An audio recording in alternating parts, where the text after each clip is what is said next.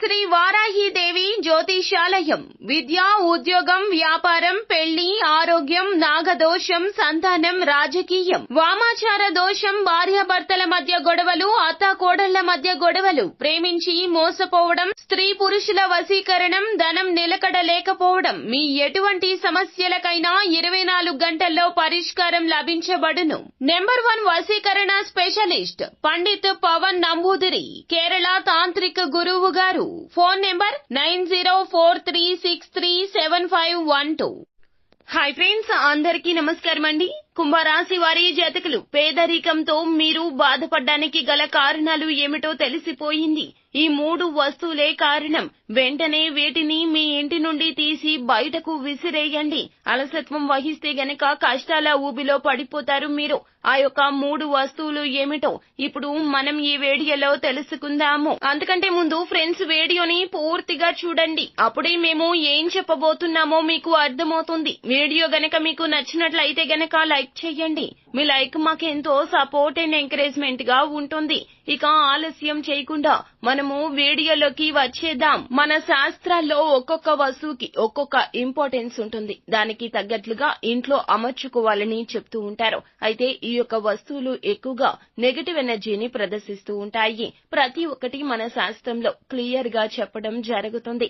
ఇలా చెయ్యొద్దు, అలా చెయ్యొద్దు అంటూ మన పెద్దవారు మనకి చాలా విషయాలే చెప్తూ ఉంటారు. కానీ మనం వాటిని పెడచెవిన పెట్టేస్తూ ఉంటాము.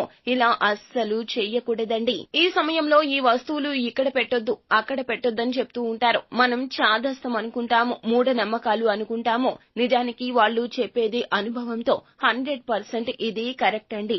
అయితే ఈ 3 వస్తువుల విషయంలో కూడా మీరు ఈ జాగ్రత్తలు తప్పక పాటించాలి. తద్వారా మన కష్టాలను మనమే తొలగించుకోవచ్చు. నాన్ లివింగ్ వస్తువులు అంటే ఏ వస్తువుల్లో అయితే ప్రాణం ఉండదో ఆ యొక్క వస్తువుల నుండి నెగటివిటీ అనేది ఎక్కువగా వస్తూ ఉంటుంది. ఇలాంటి వస్తువులు మీ ఇంట్లో ఉంటే గనక ఖచ్చితంగా బయటికి విసిరివేయాలి. మొట్టమొదటిగా బట్టలు.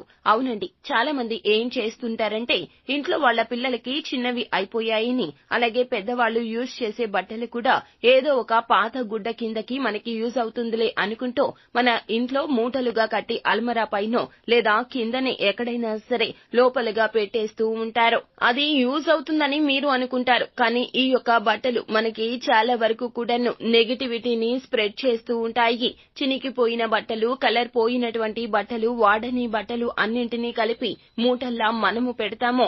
ఇలా చెయ్యకూడదు. మీ భాగ్యాన్ని మీరే కట్టేసుకున్న వారు అవుతారు. పాత బట్టల మూటలు ఎప్పుడూ ఇంట్లో ఉండొద్దు. వేరే వారికి ఇచ్చేయండి, వారికి ఉపయోగపడతాయి. లేదంటే వాటిని వేరే ఒక చోట దానం చేసేయండి. రెండవదిగా విరిగిపోయిన దేవుడి పటాలు లేదంటే గనక విగ్రహాలు అంటే కృష్ణుడి బొమ్మ లేదా వేరే దేవుడి బొమ్మలు కాస్త పగిలాయిలే, బీట్లిచ్చాయిలే, పర్లేదులే, మనకి ఉపయోగపడతాయిలే అంటూ ఇంట్లో ఉంచుకుంటూ ఉంటారు. ఇలా మీరు అస్సలు చెయ్యకూడదు. ఇలాంటివి కాస్త చిట్లినా మిగతా బొమ్మ అంతా బాగుందని మీరు అనుకుంటారు. కానీ ఈ యొక్క పటాలు కావచ్చు, బొమ్మలు కావచ్చు, ఫోటో ఫ్రేమ్లు కావచ్చు, అటువంటి వస్తువులను మీరు ఇంట్లో అస్సలు ఉంచకూడదు. క్రాక్ వచ్చినా, విరిగిన లేదా ఏదైనా మూల పాడైనట్లు అనిపించినా వాటిని ఉంచడం రీత్యా నష్టం కలుగుతుంది. వీటిని మీరు ఏమిటంటే గనక పారే నదిలో నిమజ్జనం చేసేయండి. ఇక చాలా మంది చేసే తప్పు ఇంకొకటి ఉందండి. ఒకేలాంటి పటాలు 4-5 రకాలు తీసుకొచ్చి ఇంట్లో ఒకదాని మీద ఒకటి పెట్టేస్తూ ఉంటారు. ఇలా చేస్తే ఎక్కువగా మీకు ప్రాబ్లమ్స్ అనేవి క్రియేట్ అవుతూ ఉంటాయి. పూజ గదిలో దేవత ఆరాధనకు సంబంధించిన ఫోటో ఒక్కటే ఉండాలి.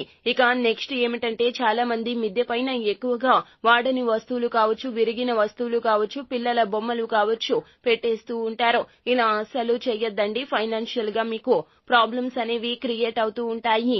డబ్బు ఎక్కువగా ఖర్చు అయిపోతూ ఉంటుంది. ఇలాంటి వస్తువులు చుట్టుపక్కల గాని ఇంట్లో గాని ఉంటే గనక పితృదోషం కలిగే అవకాశాలు కూడా కనిపిస్తుంది. ఎక్కడికైనా తీర్థయాత్రలు చేసి చాలా మంది ఏమిటంటే గనక చుట్టాలు తెచ్చారు, ఫ్రెండ్స్ తెచ్చారు అని చెప్పి కొన్ని రకాలైనటువంటి తాయెత్తులు కానీ, తాడులు కానీ, కలర్ స్టోన్స్ కానీ, ఉంగరాలు కానీ ఈ మధ్య అన్ని తెచ్చి దేవుడి గదిలో పెట్టి తర్వాత వేసుకుందాంలే అని చెప్పి, లేదంటే పిల్లలకు వేస్తాం అని చెప్పి వాటిని తీసుకొచ్చి ఇంట్లో స్టోర్ చేస్తుంటారు. ఇలా అస్సలు చెయ్యొద్దు.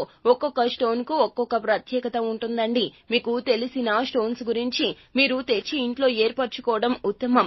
ఎవరో ఇచ్చారు కదా, దేవస్థానం నుండి తెచ్చారు కదా అని చెప్పి మీరు ఇంట్లో అస్సలు ఉంచుకోకూడదు. ఇలా చేసి వాటిని ధరించడం అలాంటి పనులు కూడా చేయొద్దు. నెగటివ్ వైబ్స్ అనేవి అక్కడి నుంచే మొదలవుతాయి. చేసే పనుల్లో అపజయాలు వస్తాయి. ఇంకొకరు ఏమిటంటే గనక విరిగిపోయిన గిన్నెలు కావచ్చు, లేకపోతే గనక విరిగిపోయిన వస్తువులు ఏమైనా వాడుతున్నట్లయితే అవి గ్లాసులు కావచ్చు, లేదా అందులో ఆహారం పెట్టినా వండినా కూడాను మనకి వాస్తుకు సంబంధించిన దోషం కలుగుతుంది. ఇలా కూడా చెయ్యొద్దు. గాజు గ్లాసులు కానీ, అద్దాలు కానీ, గాజు ఐటమ్స్ కానీ ఏమైనా పగిలిపోతే గనక ఇంట్లో నుండి తక్షణమే తీసి బయట పడేయండి. ఇంట్లో ఎక్కువగా డెకరేషన్ కోసం, ఇల్లు అందంగా ఉండడం కోసం అని చెప్పి వాటిని తెచ్చేసి మనము తాజ్ మహల్ ఫోటోస్ కానీ, పడవ నీళ్లలో వెళ్తున్న సింగిల్ పడవ ఏదైతే ఉంటుందో అటువంటి పడవలకు సంబంధించిన ఫోటోస్ కానీ, జంతువుల ఫోటోస్ కానీ, ముళ్లకు సంబంధించిన సీనరీస్ కానీ ఇంట్లో ఏర్పాటు చేయొద్దు. తాజ్ మహల్ అందరికీ తెలిసిందే అండి, ప్రేమకు చిహ్నము. కానీ లాజికల్ గా చూస్తే అది ఒక సమాధి. ఎప్పుడు కూడా ఇంట్లో ఉంచకూడదు. ఎంత కాదనుకున్నా తాజ్ మహల్ ఒక సమాధి పైన కట్టిన కట్టడము. కావున తీసుకోవడం కానీ, ఇవ్వడం కానీ చెయ్యొద్దు. ఇవి అన్ని కూడా మన అశాంతికి నిలయం అవుతాయి. కావున వీటి విషయంలో మీరు అప్రమత్తంగా ఉండండి. సో ఫ్రెండ్స్, చూశారు కదా, ఈ వీడియో గనక మీకు నచ్చినట్లయితే గనక లైక్ చేయండి. మరిన్ని వీడియోస్ కోసం మా ఛానల్ ని సబ్స్క్రైబ్ చేసుకుని ఫాలో అవ్వండి. Thank you.